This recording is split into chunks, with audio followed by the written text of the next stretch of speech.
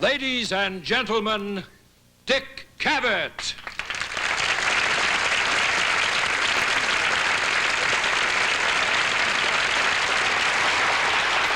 Thank you. Thank you. Thank you.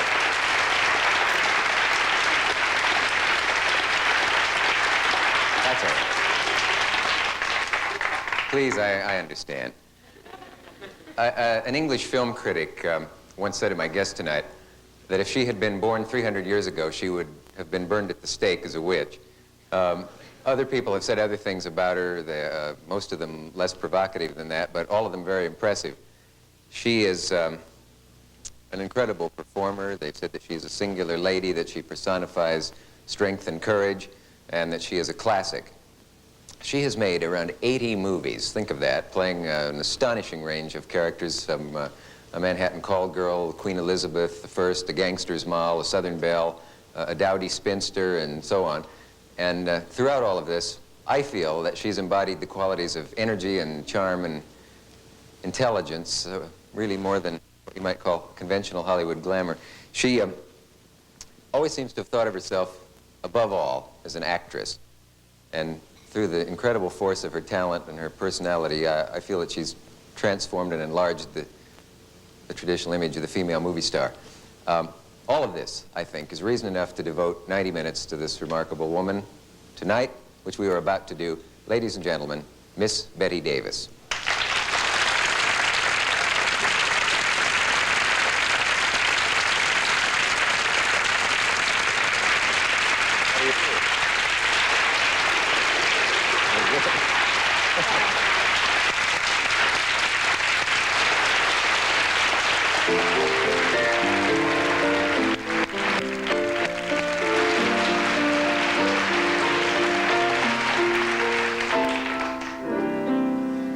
They're either too young or too old. They're either too gray or too grassy green. The pickings are poor and the crop is lean. What's good is in the army. What's left will never harm me. They're either too old or too young. So, darling, you'll never get stung. Tomorrow I'll go hiking with that Eagle Scout unless I get a call from Grandpa for a snappy game of chess. They're either too bald or too bold. I'm down to the wheelchair and bassinet. My heart just refuses to get upset. I simply can't compel it to, with no Marines to tell it to. I'm either their first breath of spring, or else I'm their last little fling. I either get a fossil or an adolescent pup. I either have to hold him off or have to hold him up. The battle is on, but the fortress will hold. They're either too young or too old.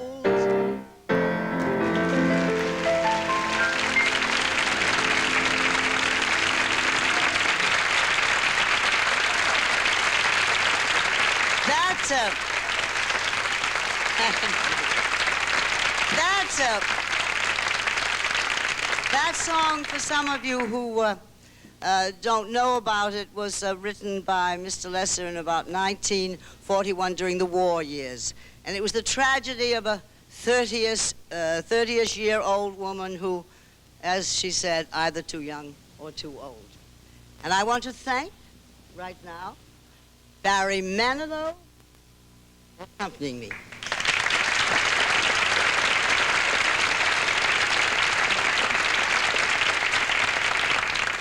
It was a very sweet song from Hush Hush Sweet Charlotte, which I was given to sing.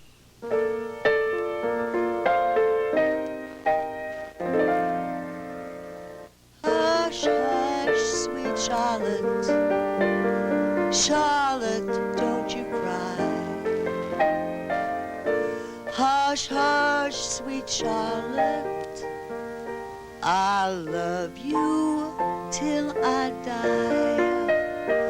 Oh, hold me, darling, please hold me tight, and brush the tear from your eye. You weep because you had a dream last night. You dreamed that I said goodbye. Hush, hush, sweet Charlotte, Charlotte, don't you cry. Hush, hush, sweet Charlotte, I love you till I die.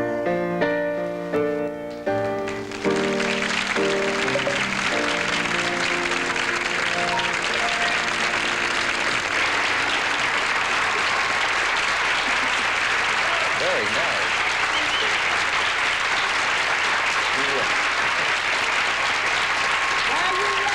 Well, I wasn't.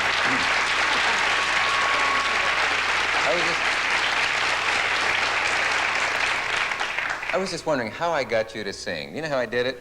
I asked you the other night, right after we came off stage from that thing we did down in Washington, and in the exhilaration, I said, would you sing on the show? And I don't know why I said yes. Yeah. But now it's over, it's just fine. Anyway, you've got the job. You're the best newcomer we've had singing here today at the audition. Well, I've often thought maybe, so I've been on with you many times, thought maybe it'd be fun to sort of do something on your show besides talk. Yeah. It's a nice change, Yes. you know. Someday you'll have to have me over and I'll sing. Oh, I want to. Do you like to sing? I have to ask you a question. Do you know that Barry Manilow worked with Bette Midler, who's the only other woman I know who spells it B-E-T-T-E? Yeah. Do you get a royalty every time she uses your name? No, but I know she's had just as much trouble with the pronunciation and the spelling as I have. It was an unfortunate decision she made, I think. Her mother did it to her. Well, I know she took the spelling after me. I know that, but you can get everything from beat to bet to bit to Bird. Oh, Bird. Well, my great aunt of mine suggested it for me because my last name was so ordinary, you know. When I was about 13 years old, because my nickname was from Elizabeth, Betty, you know, and I just thought it was fun at 13, you know, and it was a good thing later on. Yes. Good name. It wasn't a name though. Shakespeare said that. Was that Shakespeare? I'm going to jot that down. I was going to ask Barry if he would know, if he just came in and didn't know who you were and heard you sing, would you know that she was primarily an actress or a singer? I would, Say, I'm not bad. I may have to interrupt you. No, I was surprised at how musical you were. I really was. I'm very musical. Of course. Want to dance? Yes. Well, in the number Either Too Young or Too Old, of course, she does this huge jitterbug with this very young man. Yes, he almost killed me, too. I just saw us on the monitor. We're dressed for the prom, aren't we? Absolutely. And I want to tell you should do this off. Doesn't he look beautiful in a tuxedo? I made him do it You tonight. made me, yes. I ordered it tonight. No, you look absolutely beautiful. You did it when you're Why settled away. do men complain about wearing evening clothes? You now have comfortable shirts. It's all different than it was. Why do you feel it's no different than a dark blue suit? It's a comfortable shirt. It feels like I'm wearing eggshells all over my... But Well, I'm sure all it men looks, agree with you. I'm sure it looks lovely, and I hope my corsage I sent you was the right color. Where is it? I did. We'll return in a moment after this message. Stay where you are. There's more to come. Did I say that right? No, I am going to do it. And of course, I did another musical many years ago, Two's Company. Yeah. And I really, music has been a great part of my career, more than people remember. Actually, I have sung songs in about 9 films. That's where people You don't know, and know. I adore it. Of course, that number, Either Too Young or Too Old, was written for me by Lesser and put into Thank Your Lucky Stars. It was the first time I had ever, you know, worked with an orchestra and done singing. But I thoroughly enjoy it. I love doing, playing scenes, you know, to marvelous background music. It's just, I think of all the arts, if we had to have one left that was the most important, including painting, sculpture, name it. Yeah. Without music, the world would die. I really think so. Yes, and yet I think we'd miss it more than anything. Do you agree, audience? Yeah. It has to be. Wait a minute. Let's hear it from the music haters. Oh, there are some. See, there always are a few. There are a few people who don't like music, who think it's just an arbitrary conglomeration of dreary sounds, I think today meaninglessly stuck together. I think there's too much music everywhere today from the standpoint of being background music in every elevator, in every store, it's just, one should listen to music. They're always playing I Could Have Danced All Night, every elevator I get into. Yes, that's true. Every elevator. You are doing this musical, though, and it's based on the Cornish Green. Yes, it's a musical play of Cornish Green called Miss Moffat. Yes, doing it with Josh Logan and Emmeline Williams, you know, who did the plays, has done the musical play. And the only change is really that it's going to be take place in the South, and Morgan Evans will be a black boy instead of a Welshman. Oh, they've transported it, or whatever, transposed it. Yes, they have brought it from Wales to America. Those are the words I was looking for. Yeah. You played the film. Is this the first time that someone has played a musical role that they played on the film in a first? Movie? On the film first. Yeah, and when I did Moffat, this was one of the few parts I always said I wish I could play this part again, because I was very young to play Moffat. I played her at 38, and I have no problem about her age now. I'm just the right age for Miss Moffat. At that time, was that considered a bad move for you to play a character No, part? I did. I played many older people, from the very, very beginning. Yeah. I didn't find it quite as amusing to play older people when I was actually older. I enjoyed it much more when I was younger. It was great fun. It's more fun when they say, But it is hard to play a Moffat who's such a marvelous, straightforward, regular person. It will be easier for me to play her. At the age I am now, because that was the age she was. Are you taking singing and dancing lessons daily and all that stuff? No, it's quite obvious I'm not taking singing lessons at all. No, I wouldn't even say that. No, I never have taken singing lessons. If I was starting a career now, and I think this should be for all young people, I think they should take singing and dancing. Dancing I did study, great deal, and started out to be a dancer. Yeah, you move great, kid. I just thought of something. Why didn't you play your own part in the musical Applause? Nothing against, what's her name? Well, no, by the time they made a musical of it, I really was a little too old for it. But about 15 years before, I did everything to get that into a musical for me. But Fox had the rights, and nobody could get the rights away from them. And it was a little late for me to play it, really. It's from All About Eve, for because those it seems such a short time ago to me, and it's, my Lord, it's so many years ago. What is it, 20-some? Well, Whitney gets out, he'll tell us how many years ago. He knows everything about me from that book. Yes, a man who knows everything about you must be strange and sometimes convenient to have around. But, well, on statistics, yes, exactly. Yeah. What? One doesn't want any man to know all about you unless it's a biography kind of knowing, you know. Yeah.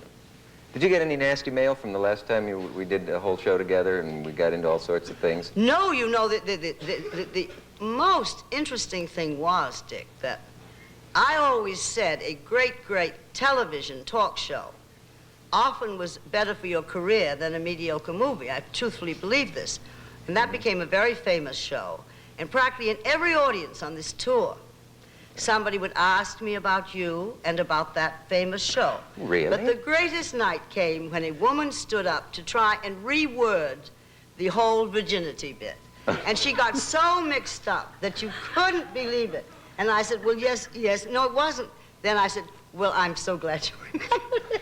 She got everything. It was worse than we said it. I wonder, the time she finished. I don't want to harp on that because I guess everybody asked me about we've gotten most of the fun out of it, if not all. But I don't know why. I remember when I started doing a talk show, I thought someday I'm going to ask somebody when they least expect it, how did you lose your virginity? You know, just out of the blue. It seemed like a funny idea. Well, you did. And why did I pick on you, I wonder? I mean, well, I don't really know, but actually at that point you were kidding the old-time kind of columnists, you know. Who say, what's your favorite color? Who would say, oh, what did you sleep in, pajamas or night gown, all those awful questions, you know. Yeah. So that's how you really got, and you never expected an answer. No, I didn't expect you to tell me. So actually, I did something to you that you didn't do to me. Well, I thought a little bit before I answered, but it was very respectable, the answer, because I thought it was. waited till I was married, you see. Yeah. Which in itself is quite original. But anyway. Well, nowadays, it just isn't so, is it, anymore? No. In fact, I looked back at a transcript of that show we did, and you said at that time that you thought the current morality was probably better, that the sort of brutal Puritan New England upbringing Oh, my upbringing saving, was ridiculous. waiting until... Truthfully. Yeah. That area of mine was absolutely ridiculous upbringing. Yeah. And you think it's I healthier. assure you my children weren't brought up that way. Yeah. No, I thoroughly approve of much of this. Mm-hmm. It makes more sense. Yeah. I really do. I think Well- I think marriage has a better chance with the present morals. If you don't marry just... Yeah, because what that always led to, it seemed, in most cases, was people married, I know plenty of my contemporaries It was did, just for that. for sex. That's where you got it. You got married, and that was it. And then, And you finally got old enough, you weren't going to wait any longer. right. And That's as we all right. know, it gets tiresome after about 20 years. Well, on that show, that when we're talking about, you remember I said to you, and it was hell waiting. Yes. That was, you know... I expected that to be bleeped. I was amazed Oh, at that. no. Not here at ABC. And, by the way, you have a book called Mother... it's actually called Mother Goddamn. That's but, right. I've been asked to refer to it as Mother Darn It Well, tonight. why? This is... No, it's quite all right. No, it's quite all right? Yeah. Well, actually, it's not my book at all. It's and Whitney will be out in a minute. It's a marvelous biography by a man named Whitney Stein. And he will tell you, he spent many, many years on it. It's a curious story how the book's come about. It's really, he really did a smashing job. So we will let him speak for himself. We will talk about that and other things, but first we have to take a few words, and we'll be right back. Stay with us. Bette Davis had the double satisfaction of not only doing that, but then having that be the final version of the book. Her remarks were incorporated into the text. The result is an unusual book. It's called Mother Goddamn, G-O-D-D-A-M, and it is written in black type by Whitney Stein, who has just joined us, with running commentary by Miss Davis in red type. Whitney Stein? Yes. Greetings, welcome, and all of that. Thank you. What is the...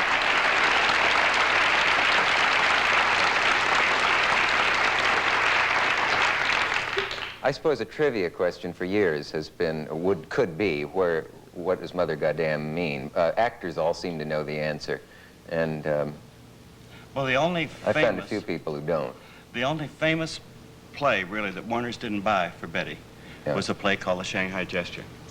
And the leading character was a marvelous woman who ran a gambling den, and all sorts of shady deals went on. And the Chinese called her Mother Goddamn behind her back. And so finally, she became Mother Goddamn. So when Time magazine, about 12 years ago, reviewed her book, The Lonely Life, they captioned their review, Mother Goddamn. So that's how it came about. Yeah. I should point out something, by the way, that the real Mother Goddamn, Miss Davis, has done something I've never seen a guest do, particularly an illustrious one. She has given an author the star's chair, regardless of the lighting, the I'm getting the position, glamour everything. tonight, It's Dave. incredible, isn't it? Only Would you change with me, Betty? It's, really it's nice of you. Well, how did you meet this? I'm covered in feathers anyway. They can't see anything. They're It might not have her been own. different if but- I'd had something else on. But, well, how did you meet this woman to your right? Well, I met her really when I was 8 years old in a movie theater. Really? And, yeah. Did she molest you? What is this? No, I fell in That love happened to with me her at 8. when I was 8 years old. Yeah. And I started this enormous scrapbook, which my sister, I was very ill, and my sister threw pots of paint and scrapbook leaves and everything on the bed and says, "You worm, get busy and get out of our hair." So I started this scrapbook that my sister started. And when I got well, a few months later, I went back and I had more pictures of Betty and more comments and stuff than anybody else. So I threw all the others out and just collected Betty. Yeah. So when Excellent. so when I got to be 15, you know, it was getting like this, and 20, and finally about 25, I knew that I was going to write a book about her. And it didn't come along until a couple of years ago. I completely wrote the book. I'd never met Betty, and sent it to her in Connecticut. There must have been things, Betty, that you wanted out of it when you read it. No one... No, it was an extraordinary experience. First of all, I admired anybody who'd spend 2 or 3 years writing a book without any permission of any kind, of not even meeting or saying, you know, would this be all right if I tried it? This is an extraordinary gamble. And no, I read this book. I started it, I read it right straight through and could not have admired the job more. Because not only is it a story of my career, it is really the history of all those years in Hollywood that will never be again. He's incorporated that in it, which makes it more than just a biography of a well-known person, you know. The way your voice comes in, you know, when you wrote something about it. Well, that was Whitney's idea, you know. Yeah. Whitney's idea for me to comment on his book, which of course has never been done before, with a biography. And I can't say that my work wasn't a lot of work and I didn't curse him many times. It certainly took me well over a year to do it. But it turned out to be a marvelous idea. And it gave me such a great chance to, dispel so many exaggerations about me and to give praise to so many of the great people I worked with and to say some rather not too pleasant things about some people that I had worked with. But... There's one actor, you say everything he said about me here is a lie. Oh, Errol, yeah. Errol Flynn. Well, his autobiography, I've never read such lies in my life, ever. Yeah. Ever. He claimed I hit him on the set with one of my long jewels as Elizabeth. Now, come on. What did you hit him with? Nothing. Oh. Oh, but I'm just not like that. But you see, that's the terrible part of a long career of someone like me. The stories just grow and grow and grow and grow till people think you are an absolute monster, really. And this opportunity Whitney gave me helped so much to get rid of all this exaggeration through the years, that's all. I heard you have a collection of what's called Bette Davis memorabilia. What is that? Well, that's the posters? Posters. The scrapbook is about 4 feet high now. And this is the basis for Mother Goddamn. I never could have written the book if I didn't have this collection. That's all the excerpts, everything. Were you afraid in meeting her that she might be disappointing the way so many famous people are? No, I was not afraid of that, but I was afraid that she wouldn't see what I was trying to do in the book. And of course, I underestimated her, which I do, and... Thought she was a dummy, eh? No. You know, when he prints many very frightening interviews about me of people who've worked with me, but that, of course, was the glorious part of it, from the standpoint of the comments. You know,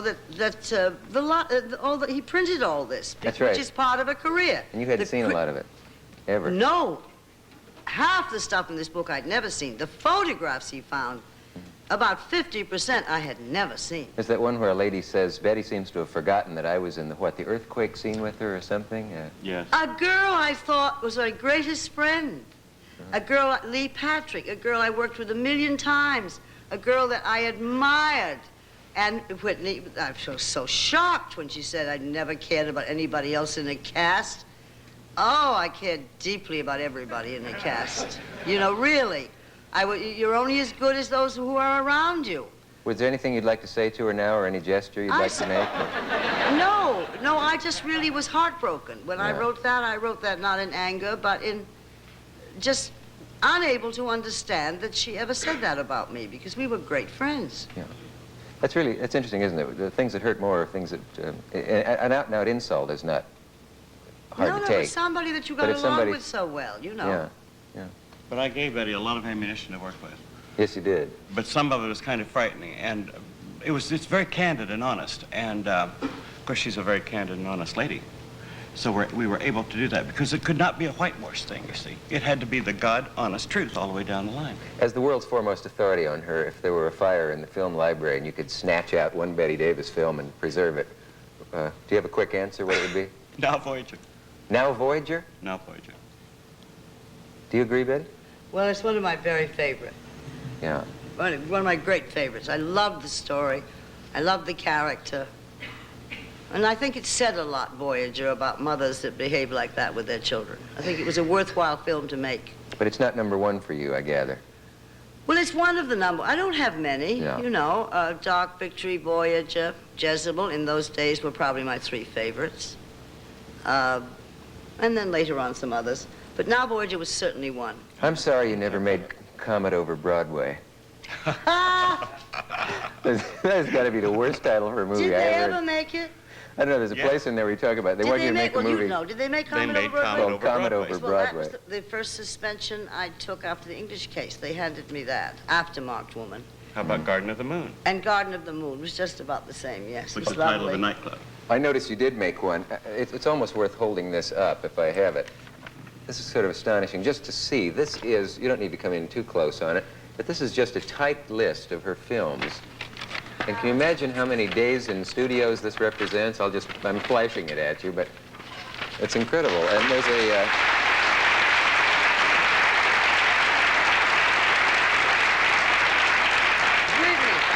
Oh! Tell the hours. Tell the amount of what you have in the book. Tell the amount of hours.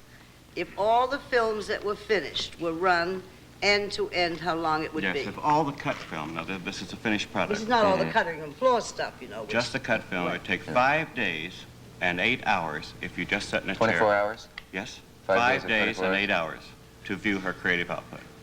Let's not try it, what you say. I noticed you did make Fog Over Frisco. Was that the That sequel was to a Comet marvelous... over Broadway? No, or this was a marvelous part. Very good. This is one of my very early films and William Deasley's first film. Oh, yes. Yes, it was a marvelous part. I adored it. Can you think of a line from Fog Over Frisco? No, I can't. Can you think of a No. line? No. No, my great line of that very, very early stage was Cabin in the Cotton. And I closed every show on tour that I've just come back from with, I'd love to kiss you, but I just washed my hair. That's my favorite line, I think, of any movie I've ever made. It's so ridiculous. That is a you know, good- yeah. what does it mean? The logic of it is a little, escapes me, but I like the sound. We'll be back after a word from our sponsor. Well, of course, it is the sincere compliment, you know. They have really gotten to a point that they're really silly. The first ones, you know, Arthur Blake and all those great ones were great. Yeah. They're now sort of, well, they're not really like me at all, actually, anymore. Did I hear that you do one on tour of yourself sometimes if it's requested? Oh yes, on tour I did. All you had to do Bette Davis was puff a cigarette like mad and wave your arm, you know, and say Peter. Then it's all over, you know. So I used to do that every now I and don't then. think you ever said Peter in a movie, did you? No, and certainly not like that. Betty, I beg your pardon. Oh yes, he's going to Oh. tell me. I have no secrets from You can be- Whitney. There was Peter Kingsmill in This Our Life and Peter Van Allen in The Great Lie.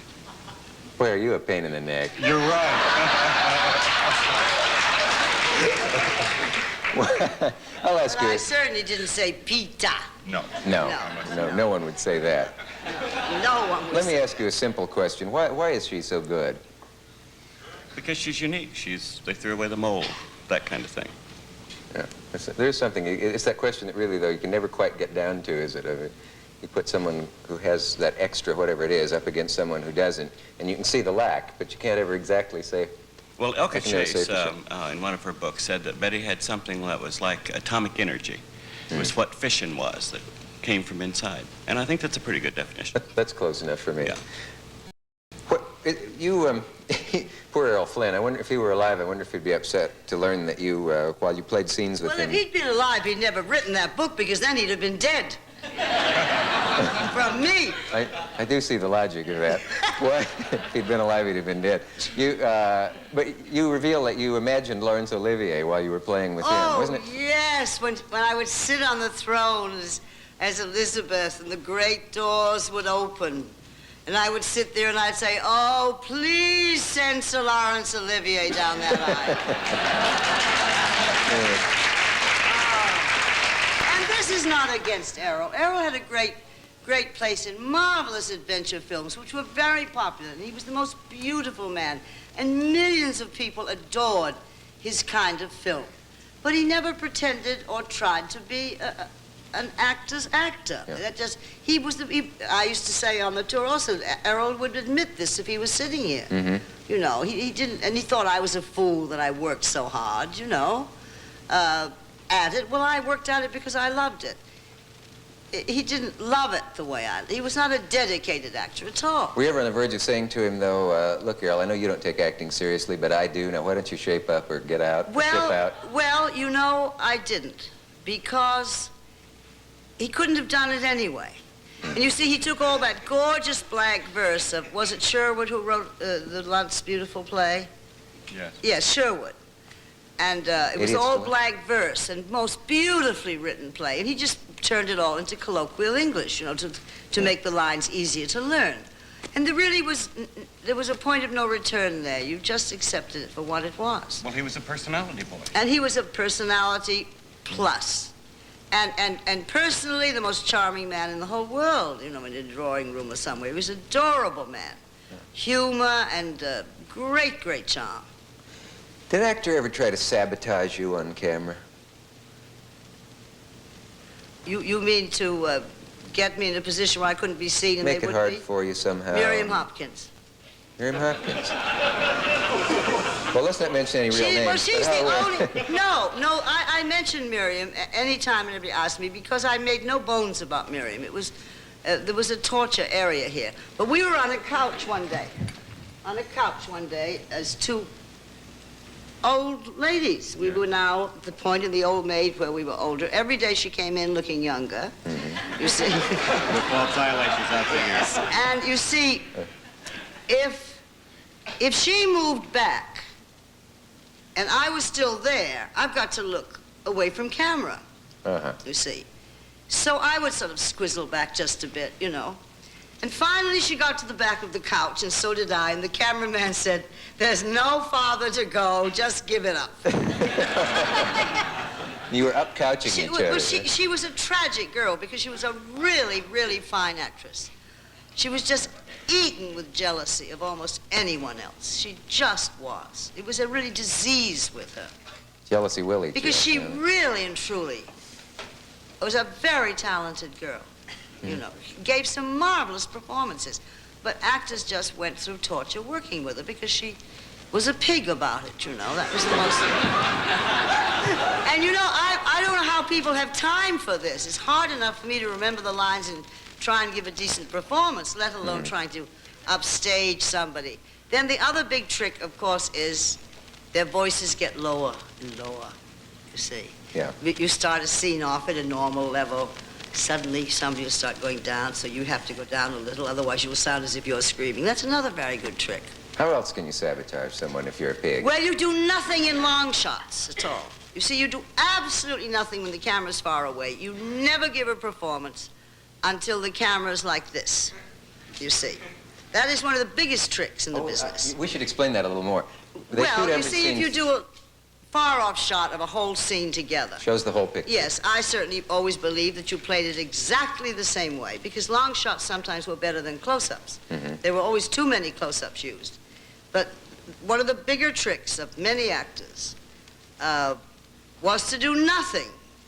And then, when they played opposite you and got in here, they gave a totally different performance after your close-up had been made, so you had no reactions the cutter could cut to. Yeah. It was a very, very famous trick. A couple for leading men business. I didn't know they made movies that way. That's the first thing I guess you learn in a film course. I mean, but Well, they it's just shoot a long nonsense. shot and then they shoot close-ups. Well, they and then used to cut do, yeah, back the and whole forth scene, and then they splice do them the together. close-ups back and forth. And if you just And walk... so an actor who just walks through, you don't know what his performance is. And if you do, and then off-scene, he won't or she won't do their performance until the camera's on them. So they're stuck with the close-up and have to print. Oh, my That's dear, great. you have to just use their close-ups, of course. But, you know, even after all the trouble with Hopkins on The Old Maid, Betty had her come back 5 years later and did Old Acquaintance. Because she's a very, very fine actress. She was really. Forgive me, is she alive? No, unfortunately. No. She isn't. Which makes I me didn't know. feel maybe I should not discuss her anymore, but She's become so famous in my life and stories. I don't believe in all that reverence for the dead anyway. I mean, Well, I couldn't have reverence for her even dead. they don't suddenly become... Okay. On the tour, our tour was half an hour of film and an hour of my being with the audience. And a young man stood up one night and asked me about Miriam Hopkins, and I said, "Are you a fan of hers?" And he said, "Oh, yes." I said, "Then please don't allow me to disillusion you." That's fun. When we come back, what's going to happen is this. Betty and I are going to do a scene together. We're just going to read it. It's sort of indulging me, really, but I always wanted to see what it would be like to read a scene with a real good actress. Good to excellent. And so we're going to do that. And Whitney has asked to leave the stage during this. Thank you, Whitney. We have a break, and we'll be back after these messages. I'm going to just read the scene through, and Miss Davis said, "Yes, you do." And she's indulging my fantasy. This is the examination scene from Dark Victory. And I should explain that the characters are a headstrong society girl named Judith Traherne, who eventually goes blind, and an elegant Park Avenue doctor named Fred Steele, who treats her. We tried out for both roles and decided the best arrangement was for me to play the part that was created in the film by George Brent. In this scene, Miss Traherne is coming into Dr. Steele's office for her first examination, unaware that anything serious is really wrong with her. How do you do? How do you do? How did you get those? What? Those burns right there between the first two fingers. That's funny. I never noticed them till now. Won't you sit down? My name is Traherne. Mine's Steele. Judith Traherne. Fred Steele. Well, that's that. Parsons tells me you're a great hunter. Did you expect me to come here leading a pack of hounds? I don't know. You look rather well, black dress against a background of books. By the way, do you read them? Not much, that is... Well, not lately. Have your eyes been bothering you? No, I understand you don't like to talk about your health. I do not. Any reason why? It's a boring topic. I agree. Most people love it, however, and I make my living by listening to them. Well, then I'm afraid I'm wasting your time. Oh, don't worry, I'll send you a bill. Well, in that case, I'll only be wasting my money. Because there's nothing the matter with me. All this fuss over a little fall is beginning to get on my nerves. Does the light bother you? No? How old are you, Miss Traherne? 27. I'm an only child. I weigh 110 pounds, stripped. I've had mumps, measles, and whooping cough, all at the proper ages. I believe I have no congenital weaknesses. Shall I go on? Please. My father drank himself to death. My mother lives in Paris. If you're interested in knowing, we dislike one another cordially. My surroundings were now thoroughly hygienic. A large, airy duplex in New York, though we usually wintered at Aiken or Bermuda, summers on Long Island. I take a lot of exercise. I'm accustomed to a reasonable amount of tobacco and alcohol, and I'm said to have a sense of humor. Do you use your eyes a great deal? Well, I generally keep them open, Doctor. There's nothing the matter with my eyes. You're squinting. I am not squinting. Suit yourself. It's your office. What did you do yesterday? I played bridge in the afternoon. I went to the theater in the evening. Other way around, wasn't it? Why, yes, I guess it was. What was the play? Uh, Cyrano, wasn't it? yes, why? Did you like it? Well, my head was aching so that How long have you had headaches? Oh, You have one now. I have not. Very well. How did you come out at bridge yesterday? Let me think. Quickly. I can't remember. You lost. Yes, I did lose. How much? How can I remember? I play bridge every day. You've been losing a lot lately, haven't you? Yes, Playing badly, I suppose so. forgetting what cards are out, what's been bid. Why do you ask me these silly questions? Would you give me your hand? Now squeeze, tight. Good and tight. Thank you. Cross your knees, please. That always makes me laugh. Silly, isn't it? Now the other one. Now the Achilles. Good. Now the other one. Good. Don't worry. Now, would you mind looking up toward the ceiling? Just look up, please. I'm afraid this may be something of a shock to you, but it's only the idea that's hard to accept, not the thing itself. You see, something's gone wrong in that incredible labyrinth of wires, the brain. The brain? The brain is like any other part of the body. Things get out of kilter, have to be adjusted. Exactly what is this thing? Well, the technical name is glioma. Sounds like a kind of plant. It is rather like a plant, a parasitic one. Doctor? What do you mean by adjusted? I'm afraid it means an operation. Oh, that's absurd. You've got to face it. I won't have an operation. I won't let you. Must be pretty serious. It is very, very serious. It's going to take our combined efforts to beat this thing. I shall need all the help you can give me, Mr. Hearn. That I can give you? Yes. Confidence and hope are more than surgery. You must trust me completely, absolutely. You'll need all your energy. We can't afford to waste the 100th part of an ounce of that. I must have your complete faith. Well, I'm afraid faith isn't my long suit. From now on, it's going to be. And in return, I'll give you all the skill and intelligence at my command.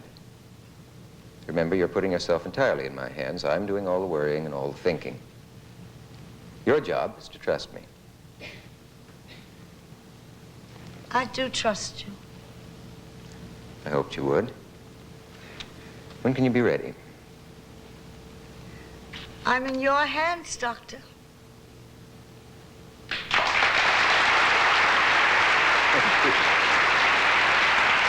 I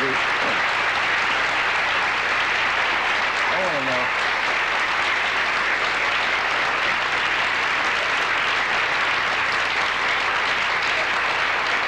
You know what? They must have worn out the applause sign on that. Listen, what happened then? Now, you would read that with George Brand, and then did you stand up and put tape down on the floor and where the walls were? No, we never did tapes. Then we would rehearse it, you know. Goulding, who was a magnificent director, would say, basically we would know these lines when we ran through them, because we'd come to work to play this scene. And then we would just kind of feel it out, see what felt best, and then what the director liked, he kept. What he didn't like, and then he had suggested, and eventually you'd shoot it. Would you ever say, George, could you come a little quicker with that line about the hands, and then so I can jump in and... Of course, sometimes, Yeah. sometimes. Some actors would But be he was against that. terribly, yes, he was terribly good in this film. He really was beautiful in this film. Better than, No, you were listen. You were damn good. You know Come what on. I was hoping is we were going to play the scene then from the movie, but due to technical reasons and all, we couldn't get it. Well, I'm glad. Are you? Because at the end Well, of it, just for the difference in appearance, you know. I'm glad I don't have to look at how many... Whitney, how many years ago was that? never mind, we can figure it ourselves. You know, it was going to be fun. I thought it would be fun to play the scene, and at the end of it, I was going to say, I thought they were both better than we were. I thought that would have been funny. Yes, that would have been funny. We'll have to do No, I didn't mean it that way. I think I have to get my breath from my acting. We'll be back in a moment after these words. Stay with us. Back. Dick, I'd like to talk for a minute about your book. What? Yeah, your book, Cavett, which I have read, which I believe will be out in August, won't it? Yes. Or if this show is seen next Christmas, was out in August. Well, if you show this show next Christmas, and I'd come on here as a book salesman, my dear. No, I was fascinated by it. I was absolutely fascinated by it. You read it in galleys, as they say. Yes, I read it in galleys, and I was so interested in, you know, in all the early years and how interested you really were in acting. I was fascinated by this. I was, yeah. Which I'd never realized. But, you know, I was always good in readings. And something Katharine Hepburn said when that show, she said when she did an audition, she was often better than she ever was in performance. And I was always, I could sight read a part, and people would say, gee, you must have played that or acted it. And I'd say, oh, well, no. And then in rehearsal, I got steadily worse. Well, you know, there is a tradition in the theater that a great reading, that is the most you'll get. No, not necessarily to do with you. Good reading, bad performance. Well, it doesn't mean bad performance. It means that's the most performance you'll ever get. Yeah. Because people, the average actor of any ability at all is absolutely ghastly in readings. Because of the insecurity of whether or not you're going to be given the part. Because actors have much less security within themselves than the average public thinks. We're very insecure people. As human beings, you know, we need lots of encouragement. Do you think I wanted to be an actor then from reading that? From reading that, I think you did. Because I'm not sure. You're not sure yet? I don't know. I've got to one of these days. I think it's just the most interesting book about you. I thoroughly enjoyed reading it. And I wanted to mention it since we're the booksellers convention here in New York tonight. We did, Betty and I did appear at the American Booksellers Association in Washington. We almost have an act together. We could go on the road if everything else fails. Yes, it could possibly, you know, it could. Good. Is there a good book on acting? Is there a classic book on acting? My favorite is Stanislavski. Is it? And yes, well, it was my Bible as a student, you know, in dramatic school. And it's not actors, Stanislavski was not the present actors studio at all. It's a great, deep misconception. It was a vastly, vastly different approach that he had. I think it's one of the most worthwhile books in the world for anybody interested in theater to read. I expect some people will be surprised to hear you say that because they have that other idea of what used to be called the method. Well, his was quite different. Yeah. He did not require all the personal suffering and having it so much come through your own experiences, you know. Yeah. He wildly believed in it being as real as possible. And I wildly believe in that, too. Anyway, that is my book, I think, about acting. Stanislavski. Yeah. I haven't read it in years. I guess I would think the same thing. Yeah. But that stands alone, no other work on acting? I can't think offhand. Can you think of other books that have been written? No, I can't. I mean, that seems to be the classic. And acting really is in the doing. You know, you can't learn a lot from books. You just got to get out there and sweat it out and learn your own way, really. Yeah. You can learn voice, speech, certain ways to, you know, move gracefully on a stage, all that. But you just got to get out and do it. I was talking to Marlon Brando about this once, not on the air, but off the air, about does something build up in you when you don't act for a long time that needs to be let out? Well, I find the opposite. I find that I'm absolutely petrified and believe I don't know how to do it anymore. If you wait too long? When I've had a long layoff, yes. One of those enforced layoffs, you know, when nobody sort of rings the phone and says, we have a marvelous part for you.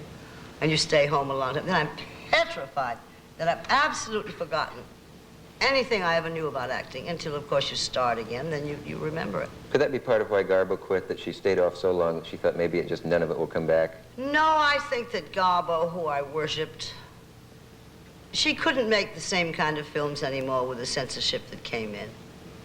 You see, in her early films, this femme fatale was her great thing. Yeah. And as long as she financially was well-heeled, which she is, I think she was right. Yeah.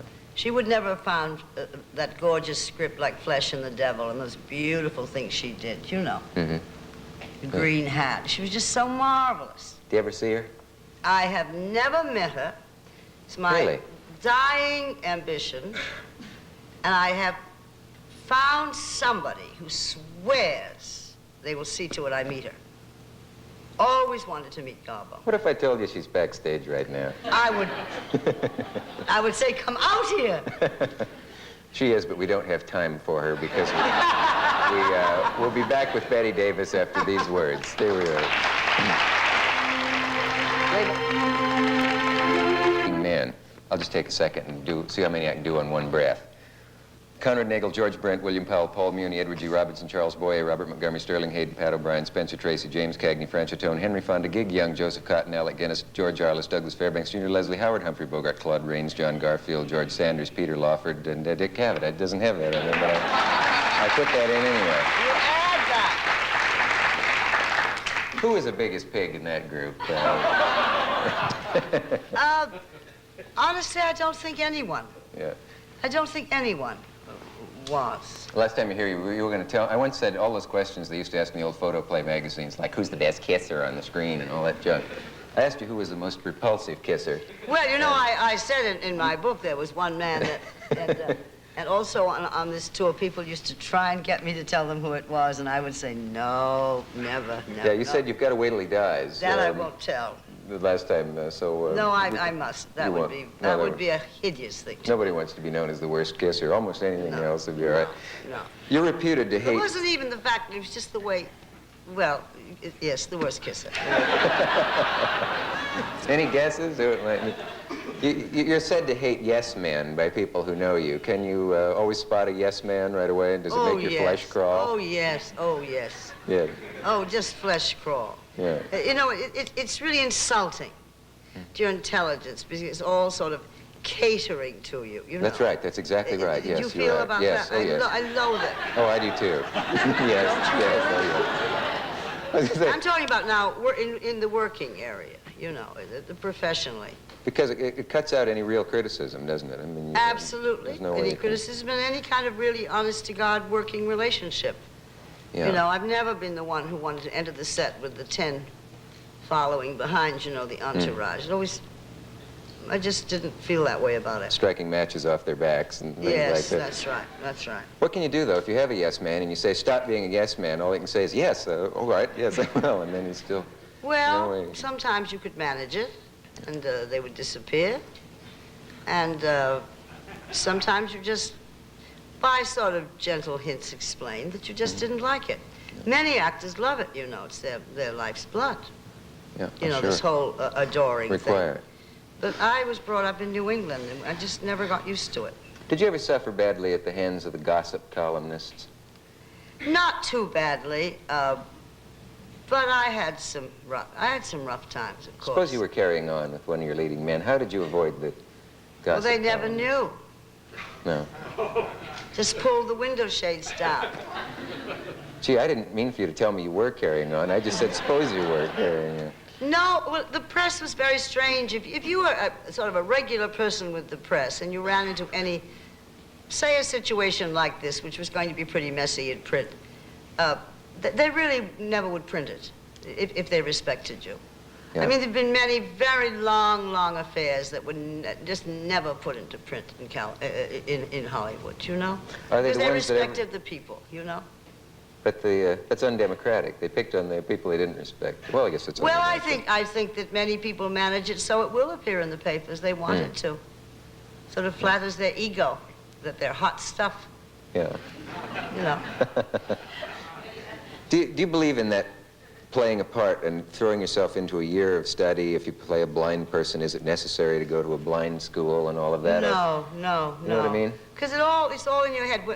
In Dark Victory, I really couldn't see much of anything. But it was all mental that I couldn't see it, you know. It all comes from here, everything, all the thoughts.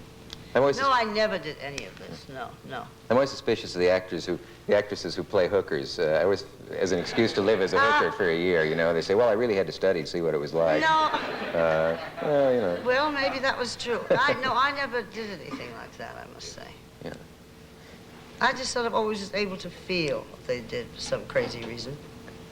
Can you forget your fame?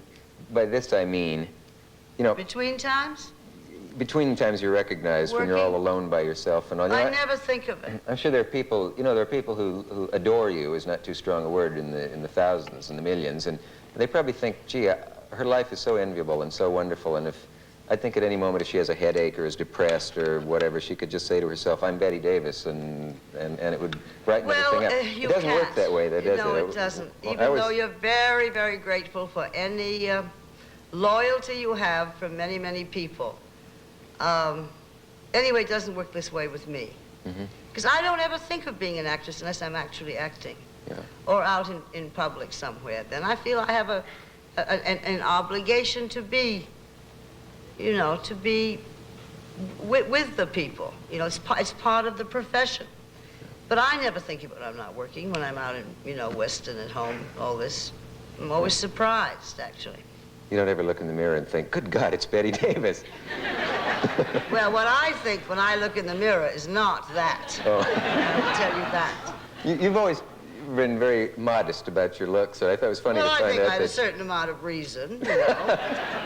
It was funny to read that you said you spent at least half your life wishing you looked like Katharine Hepburn. Always wanted that absolutely marvelous model face. Oh, adore her, and I adore her face. Yeah. But actually, in fact, my round face was very fortunate because I could make it look many, many, many different ways, you know, and wear many different hairdos, and it turned out to be a lucky thing because there is nothing that definite about it, you know. The only definite thing were the eyes. Yeah. But, oh, yes, I loathe the way I looked. Now, of course, when I see earlier films, and I think I spent torturous years hating how I looked, and I think of myself now, and I think I'm the most beautiful-looking thing that you ever saw in those old pictures. You know, I just sit and am flabbergasted at how I looked. But no, I was not ever fond of my appearance, ever. You've never liked yourself in the present. It's always at some other... Well, no, I did not like myself at all. Yeah. My face. I never could stand my face. We'll be back after this message. Stay where you are.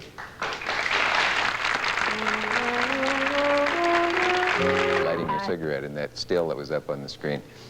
We thought we'd submit ourselves to the punishment of facing the audience and letting them ask anything at all, because when you're on tour, you face right up to the crowd and the show, yeah. Let them ask you anything they'd like. Yes, it's fun. Let's take a chance and see if we have a group of yahoos here. Yes, sir, gentleman on the aisle. Miss Davis, is it true that you wanted to play Martha and Who's Afraid of Virginia? Oh, yeah. True, you wanted to play Martha and Who's Afraid of Virginia? Big heartbreak. Yes, big heartbreak. On the stage or on the screen? On the screen, yeah. Yeah. Didn't work. Gee. Elizabeth Taylor beat you out? She sure did. What's she got? Well. Plenty. Plenty. Why don't you do it on the stage? You're so good on the stage. I saw you so good on the stage. I saw you in Night of the Iguana in New York, and you know, I guess by that time there were really young people in their teens who didn't know you had been a stage actress as well as a screen actress. I don't seem to have an end for this remark, but do you know what I mean? Yes, you I could know. play that on the stage. Yes, but I'd rather play it on the screen. Yes, ma'am. Have you ever been to Sioux City, Iowa? Have you ever been to Sioux City, Iowa? I honestly don't remember. It's very possible. Because I did a very extensive bond tour through all that part of America during the war. And it's probably very possible, but I don't honestly remember. Do you have evidence that she was in Sioux City, Iowa? Could I ask you one more question? What do you think of being a mother, of women's liberation? What do you think of women's liberation? Well, it's such a... I may get stumped. It's such a very large subject. Of course, I think the press has made a lot of fun of it that never should have been made.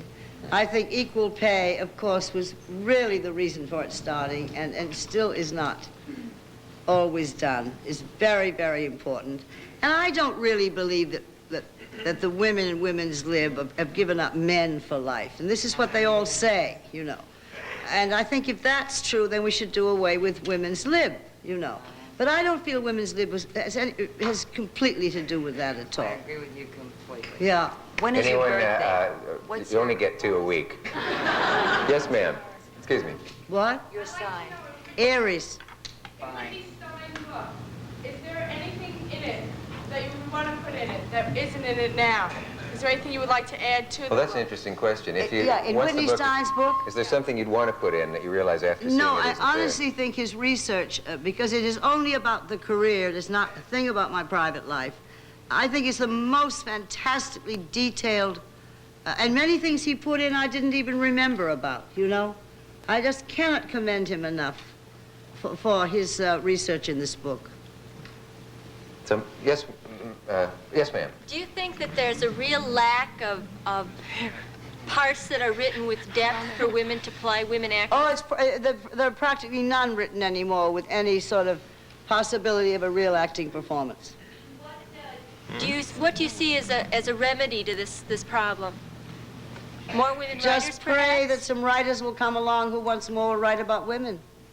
You know, who knows? It's absolutely a man's era, no question about it. Have you seen any parts in the last couple of years you wish you had played other than Virginia Woolf? That's interesting. There just aren't that many good women's Oh, parts. no, and not for someone my age. See, Virginia Woolf was so perfect for my age. You know, It's very hard at this point to find a leading role that is suitable to me, you know. And they just don't write women. It's tragic for them. You know, there are many talented young women out there just starved to death for a real acting part. You know, not just shoot-em-ups and all this. Was it better years ago, do you feel? Oh, I wouldn't be sitting here tonight if it hadn't been. Oh, it was magnificent. Then they bought and wrote special properties for us. And it was more fiction and more marvelous women to play. That right now has disappeared. This gentleman there? I read somewhere you wanted to be in the film version of Follies. Did anything ever happen with that? Oh, I've been asked to Wanted do to a be in the number. film version of Follies. I've been asked to do a number in that. That's going to be made next year. I'm still here, they want me to do. But we'll see how it works out. Maybe I won't be still here. Yes, I was wondering what type of education you had, Bette Davis. what type of education she Through had? prep school. I did not go to college. Yes, I've heard people say, I heard an argument once that people said you had gone to Vassar. No, I was entered for Wellesley, but wanting to try theater, I felt I should start in theater. What do you think about alternative educations, if you know about Think- About what? alternative schools in education? Alternative schools? What are they? What is she Oh, you mean, would you evaluate some different schools, various schools? No, it's when people from your community, you know, help teach courses, and you know, you get to plan basically more your. I can't. Can we talk about this later? We only have about 30 seconds left. can't I know hear. what you mean, but it's an elaborate question. Yes, ma'am. Before you mentioned you studied dance, and I was wondering where. Where did you study dance? I studied at a dancing school in Peterborough, New Hampshire, Mary Arden, with a marvelous dancer named Roshanara. And then I also, in my year in dramatic school, studied with Martha Graham, which is one of the great things Did of you? my life. Yeah. I didn't realize that. Yeah, she gave a course there, yes. You mentioned before something about Alvin Ailey School? Yeah. Anything about the Alvin Ailey School? No, you did. You did. Did I study with Alvin Ailey? I taught Alvin Ailey virtually everything. I think maybe they'll remake Virginia Woolf. And, you know, they used to remake movies very fast. Weren't you in one of 3 of Human Bondages that were made? I made the first one. The first one. How did you react to the article in Variety today that they're remaking All About Eve with Joan Crawford?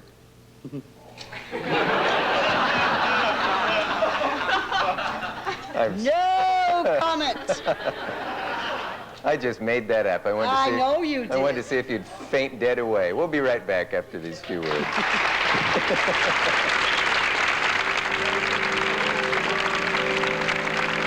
1 year in 6 months. in the musical before 6 months. Before we ever come into New York. And if we're not a success, then we never come into New York, you know. But everybody's really? doing this today. Because the New York theater is so expensive, and one man can kill your show in one night. That's right. And people just are tired of this horrible amount of money going down the drain. Why don't they just keep that one man out of the theater and then not let him just say you can't come until 6 months have gone by? Well, I guess that's not the way it's done. I guess not. Gee, it's been fun talking to you again like this. Well, I always love being You're- on with you, you're know, an Richard. Inexhaustible supply Well, you of are interesting too. stuff. You are too. And you do your homework, and you ask interesting questions. I'm cute for my age, aren't I? You're cute for your Anyway, I don't suppose there's a fulsome compliment that hasn't been paid you. All I can do is thank you for coming again and Well, tell me I've that enjoyed it. And thank you for letting me come on as a salesman. I really do. Because I, forced this show on you. Because I asked, Hawthorne said, get a Dick Cavett show if you can. So Did we they thank really? you. We thank you for the book. Really, we do thank you for the words about the book, Mr. Stein and I. That's all right. But And that's what we were on here tonight as a salesman. And you worked my head off. You made me do a scene. That's right. You asked me to sing a song. But I had fun. I have a feeling I'm going to get a bill for this. Thank you, Betty, and good night. See you in 2 weeks.